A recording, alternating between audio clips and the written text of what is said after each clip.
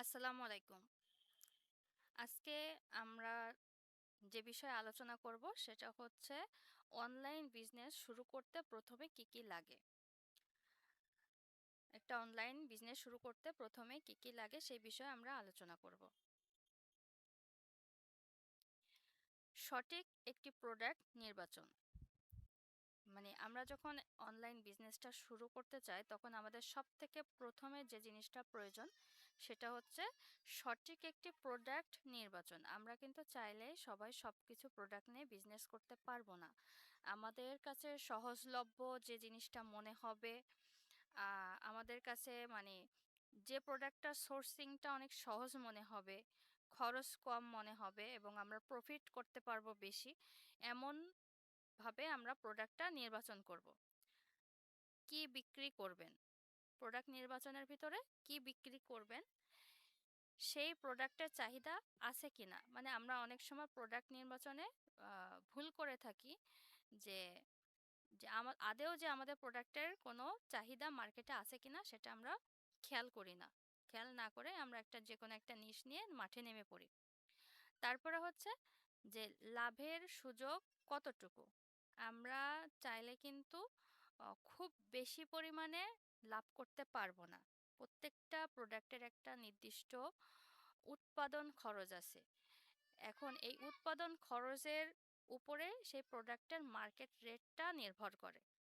তো মার্কেটের যে মূল্য সেটা থেকে যদি আপনি বেশি 2 টাকা বেশি বিক্রি করতে চান তাহলে কিন্তু সেটা বিক্রি করতে পারবেন না। ধরেন আপনি 2 হাত বহরের গজ কাপড়, এটা মার্কেট প্রাইস বর্তমান 64 জেলাতে 75 থেকে 80 টাকা।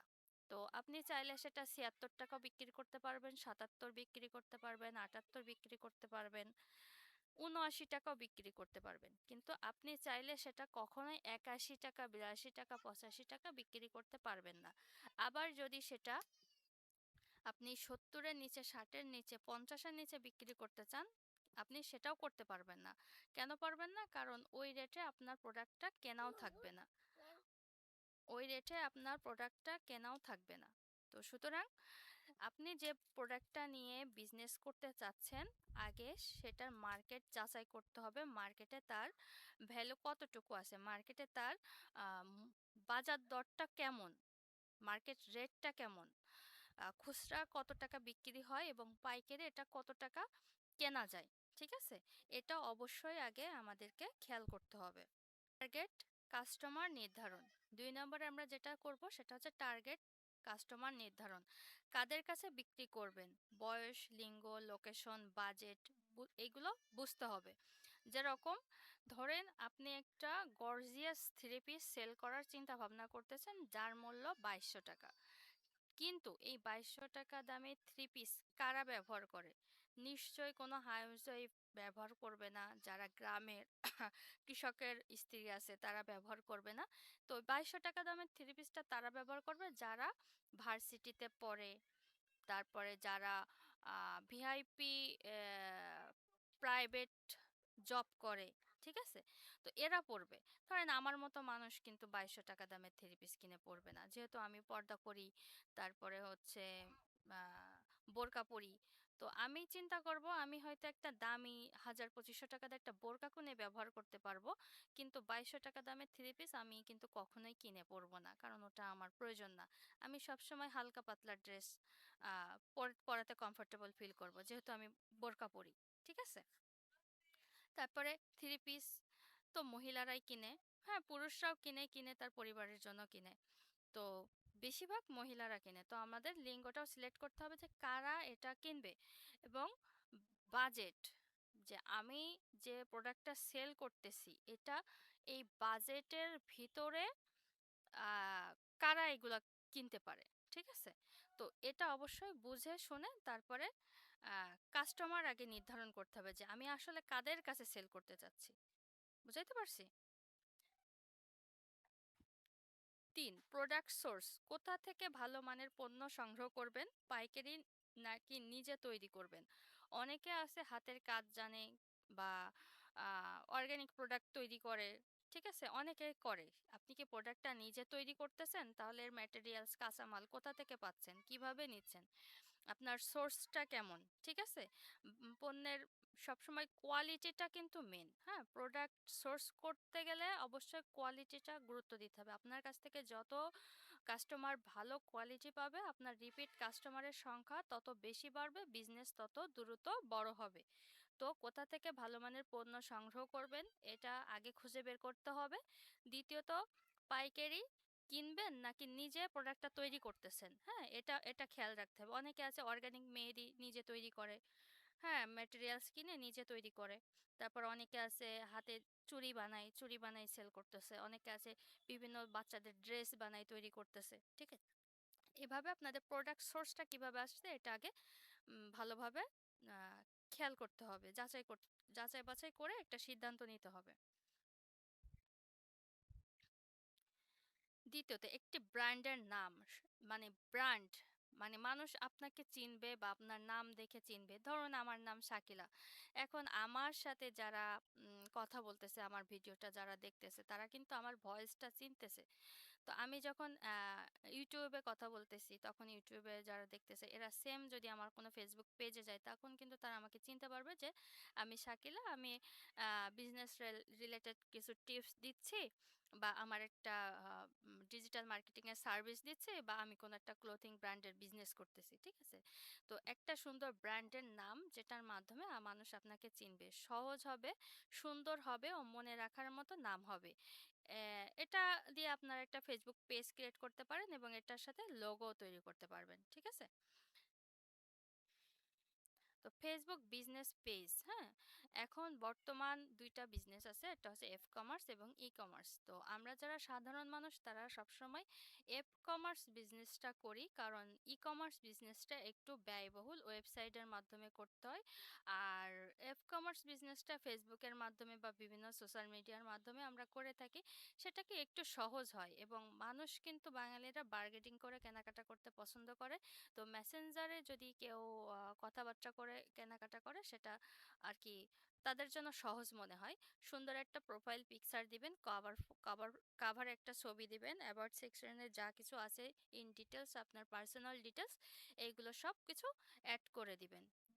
অ্যাট লাস্ট পেজটা ভালোভাবে অপটিমাইজেশন করে নেবেন, যাতে এটাকে দেখে প্রফেশনাল মনে হয়।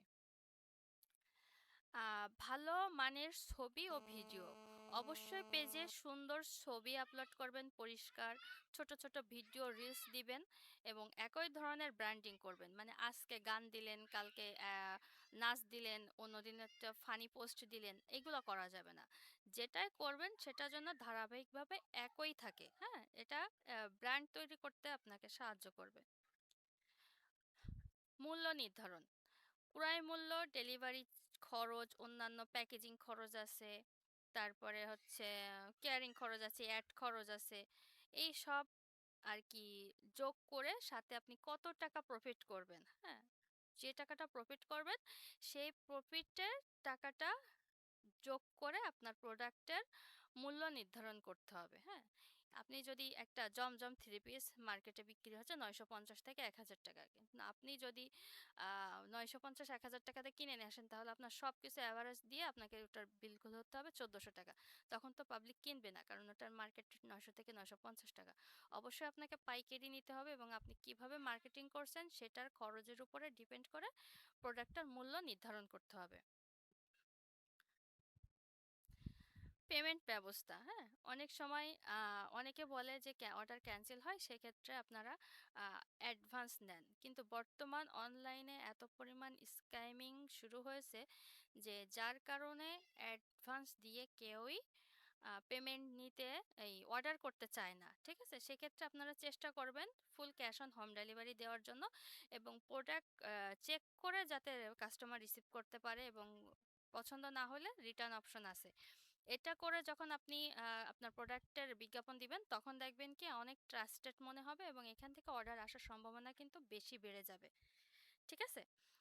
আর অবশ্যই হচ্ছে স্টেট ফার্স্টের মাধ্যমে, এটা আমি অবশ্য প্রমোশন করতেছি না, তবে আমি নিজে স্টেট ফার্স্টের সার্ভিস ব্যবহার করি, অনেক বেটার সার্ভিস দেয় তারা। কে কি বললো জানি না, আমি পাচ্ছি বেটার সার্ভিস। আপনারা চেষ্টা করবেন স্টেট ফার্স্টের মাধ্যমে হোম ডেলিভারি দেওয়ার জন্য। আর হচ্ছে স্টেট ফাস্টের মাধ্যমে হোম ডেলিভারি দেওয়ার জন্য, এবং সেটা হচ্ছে ব্যাংকে পেমেন্ট নেওয়ার জন্য। তাহলে আপনাদের অনেকটা সেভ হবে। ডেলিভারি ব্যবস্থা, আহ, কোন কুরিয়ার ব্যবহার করবেন, ডেলিভারি চার্জ কত হবে? তো ডেলিভারির ক্ষেত্রে এখন বর্তমান বাংলাদেশের ভিতরে আমি মনে করি স্টেট ফার্স্টই বেস্ট আছে, আপনারা ওইটা বেছে নিতে পারেন। কন্টেন্ট প্ল্যান, হ্যাঁ, শুধু সেল পোস্ট নয়।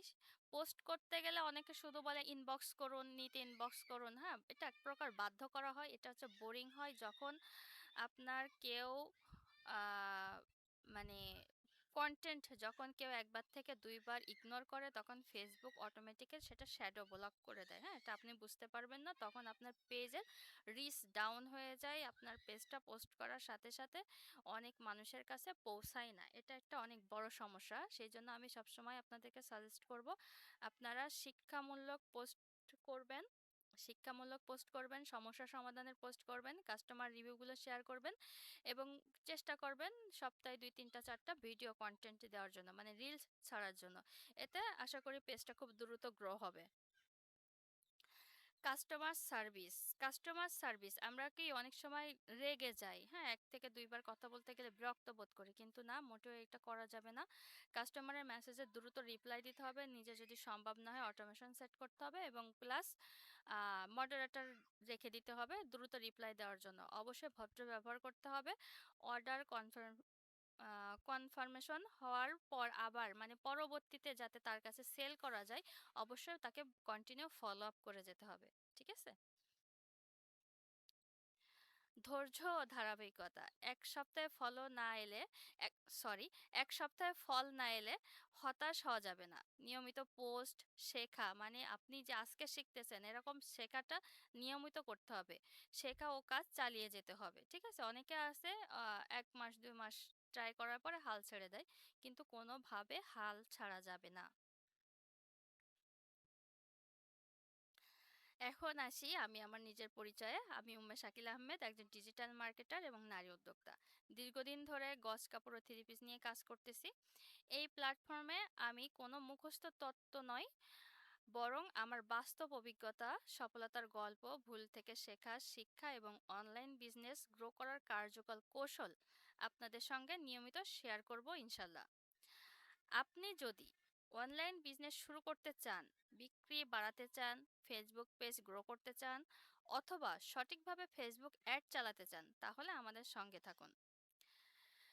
ফেসবুক অ্যাড ক্যাম্পেইন বা ডিজিটাল মার্কেটিং সংক্রান্ত যে কোনো সহযোগিতার জন্য আমাকে হোয়াটসঅ্যাপ করুন, এই যে 01764423977 এই নম্বরে। আরও ব্যবসায়িক টিপস, ফ্রি গাইডলাইন ও বাস্তব অভিজ্ঞতা পেতে আমাদের ইউটিউব চ্যানেল সাবস্ক্রাইব করুন, ফেসবুক পেজ ফলো করুন এবং ফেসবুক গ্রুপে যুক্ত হন। সব লিংক ডিসক্রিপশন বক্সে দেওয়া আছে।